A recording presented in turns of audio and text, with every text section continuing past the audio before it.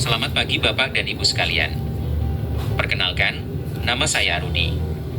Pada kesempatan kali ini, saya akan memaparkan rencana aksi perubahan saya yang berjudul Penguatan Sistem Dokumentasi Kegiatan Pemeliharaan Taman dan RTH. Presentasi ini merupakan bagian dari rangkaian pengenalan nilai dan etika instansi pemerintah bagi PPPK Angkatan ke-11 di lingkungan Dinas Lingkungan Hidup Kabupaten Cirebon. Latar belakang dari aksi perubahan ini adalah pentingnya peran ruang terbuka hijau atau RTH dalam menjaga kualitas lingkungan di Kabupaten Cirebon. Selama ini, Dinas Lingkungan Hidup telah melakukan berbagai pemeliharaan rutin, namun kami menghadapi kendala dalam sistem dokumentasi yang belum tersusun sistematis dan format yang tidak seragam. Hal ini menyulitkan proses monitoring dan evaluasi. Oleh karena itu, saya mengusulkan penguatan sistem dokumentasi digital yang lebih terstruktur dan mudah diakses untuk meningkatkan akurasi data serta transparansi kinerja di bidang pertamanan. Adapun maksud dan tujuan dari orientasi ini adalah agar setiap PPPK baru dapat memahami tugas pokok, fungsi, serta nilai-nilai dasar ASN berakhlak. Kegiatan rencana aksi perubahan ini dijadwalkan berlangsung dari tanggal 25 Mei hingga 30 Juni 2026, bertempat di Dinas Lingkungan Hidup dengan menggunakan metode blended learning, yakni kombinasi antara pertemuan daring melalui Google Meet dan pembelajaran mandiri melalui situs ilmu. Sebagai bagian dari pemerintah Kabupaten Cirebon, kita harus menyelaraskan setiap langkah dengan visi daerah, yaitu terwujudnya Kabupaten Cirebon yang inovatif, maju, agamis, dan aman. Visi ini ditopang oleh misi yang berfokus pada pemerintahan yang bersih, penciptaan ekosistem yang inovatif dengan tetap menjaga kearifan lokal, serta menjamin rasa aman dan nyaman bagi seluruh lapisan masyarakat.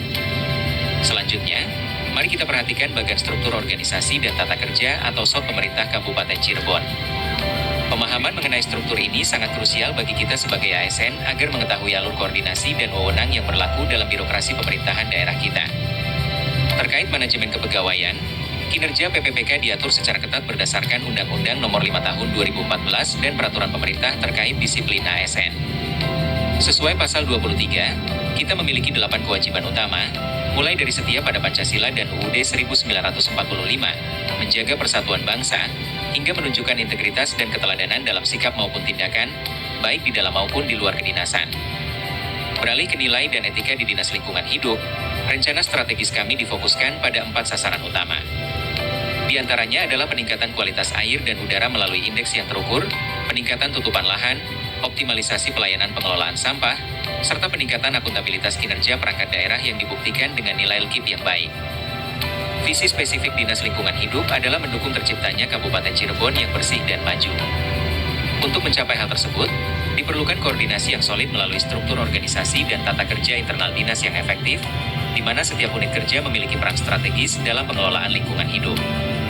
Sebagai PPPK teknis, tugas pokok kita adalah mengoperasikan, mengelola, dan menata kelola layanan teknis serta mendukung administrasi pemerintahan. Secara umum, fungsi kita sebagai ASN adalah sebagai pelaksana kebijakan publik, pelayan publik yang profesional dan berkualitas, serta sebagai pemersatu bangsa dalam bingkai Negara Kesatuan Republik Indonesia. Dalam rencana hasil kerja PPPK saya untuk periode 2025 hingga 2029, target utamanya adalah meningkatkan persentase RTH publik yang dikelola dengan baik.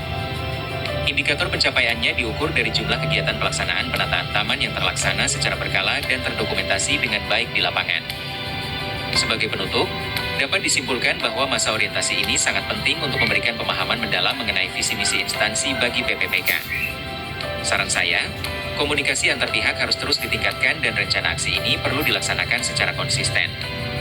Pendampingan berkelanjutan juga sangat diperlukan agar setiap ASN baru dapat menyesuaikan diri dengan budaya kerja pemerintah yang profesional. Demikian pemaparan rencana aksi perubahan saya. Terima kasih atas perhatian dan dukungan Bapak serta Ibu sekalian. Semoga rencana ini dapat memberikan kontribusi positif bagi keindahan dan kelestarian lingkungan di Kabupaten Cirebon.